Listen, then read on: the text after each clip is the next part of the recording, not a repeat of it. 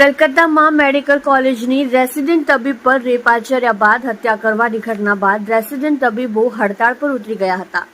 6 દિવસ હડતાળ કર્યા બાદ હડતાળ સમેટાઈ હતી। આ સાથે રેસિડેન્ટ તબીબોએ સુરત સિવિલ સુપ્રિન્ટેન્ડન્ટ સહિતના તંત્રના અધિકારીઓ સાથે બેઠક કરી પોતાની માંગણીઓ મૂકી હતી, જે પ્રમાણે સિવિલ વહીવટીતંત્ર દ્વારા કેમ્પસમાં સીસીટીવી અને બ્લેક સ્પોટ પર લાઇટ વધારવામાં આવશે। આ સાથે જ મહિલા ગાર્ડ સહિત 15 સિક્યોરિટી ગાર્ડમાં વધારો કરી દેવામાં આવ્યો છે।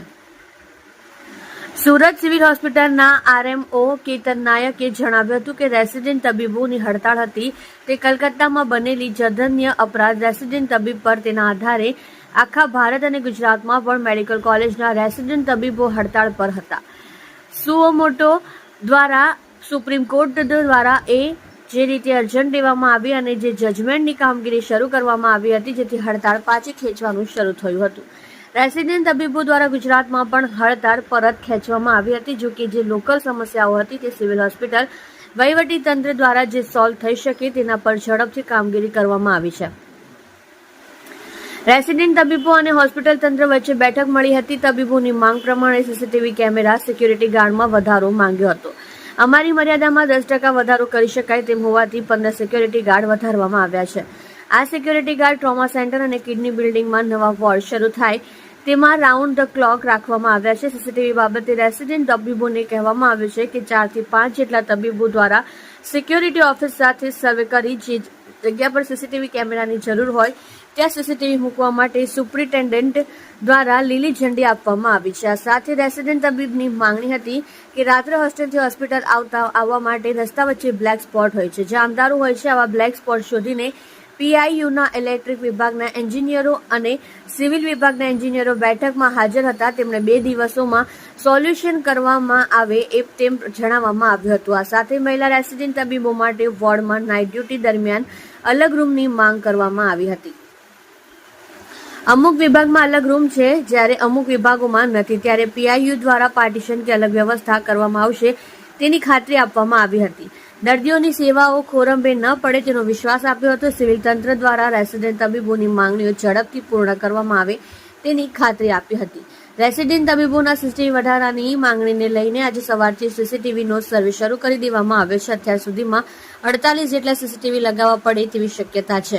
હજુ સર્વે પૂર્ણ થયો નથી। સ્થાનિક લેવલે આ બાબતે માંગણી પૂર્ણ થઈ શકે તેમ હોવાથી ઝડપથી કામગીરી થઈ જશે।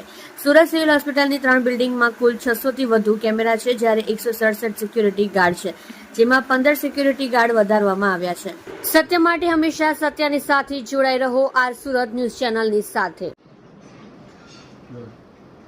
જી, આ જે રેસિડેન્ટ તબીબો દ્વારા જે માંગ કરવામાં આવી હતી અને ત્યાર પછી કઈ રીતની માંગ હતી અને તેના ઉપર શું કાર્યવાહી કરવામાં? રેસિડેન્ટ તબીબ ડૉક્ટરોની જે સ્ટ્રાઇક હતી તે કલકત્તામાં જે ઘટના બની, જે જઘન્ય અપરાધ થયો રેસિડેન્ટ ડૉક્ટર પર, તેના આધારે આખા હિન્દુસ્તાનમાં અને આપણા ગુજરાતની પણ તમામ મેડિકલ કોલેજોમાં રેસિડેન્ટ ડૉક્ટરો સ્ટ્રાઇક પર હતા। સુઓ મોટો દ્વારા જે રીતે સુપ્રીમ કોર્ટમાં આ મેટર અર્જન્ટ લેવામાં આવી અને જે કંઈ એના જજમેન્ટની ચાલુ થયું કામગીરી, તેનાથી સંતોષ વ્યક્ત કરીને ઘણી જગ્યાએ સ્ટ્રાઇકો ખેંચવાનું ચાલુ થયું। અમદાવાદમાંથી બી ખેંચાઈ ગઈ અને પછી એના એ ઉપરાંત જે કોઈ લોકલ ઇસ્યુ થોડા હતા, જે લોકલ ઇસ્યુ જે સિવિલ હોસ્પિટલના વહીવટીતંત્ર દ્વારા સોલ્વ થઈ શકે એવા ઇસ્યુ હતા। તેમાં દાખલા તરીકે એમને એક સીસીટીવી કેમેરા વધારે જોઈતા હતા, થોડા સિક્યુરિટી ગાર્ડની સંખ્યા પોઈન્ટ્સ વધારે જોઈતા હતા।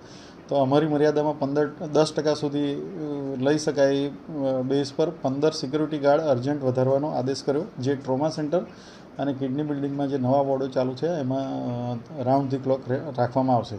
સીસીટીવી કેમેરા બાબતે એમને રેસિડેન્ટ ડૉક્ટરોને કહેવામાં આવ્યું કે તમારા દ્વારા જે 4-5 લોકો હોય એ બધા આખી હોસ્પિટલમાં સર્વે કરીને, સિક્યુરિટી ઓફિસર સાથે સર્વે કરીને જે જગ્યાએ કવર ના થતા હોય ને જ્યાં કેમેરા જોઈતા હોય ત્યાં કેમેરા લગાવવાની સુપ્રિન્ટેન્ડન્ટ મેડમ તરફથી ગ્રીન સિગ્નલ આપવામાં આવ્યો।